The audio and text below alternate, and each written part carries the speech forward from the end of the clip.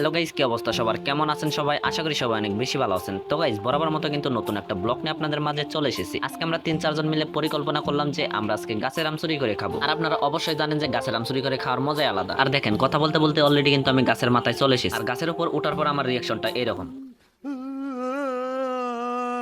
আর রিয়াকশনের কথা বাদ দিয়ে যখন আমরা একটা গাছে জাকি মারি তখনই কিন্তু অনেকগুলো আম পড়ে নাই।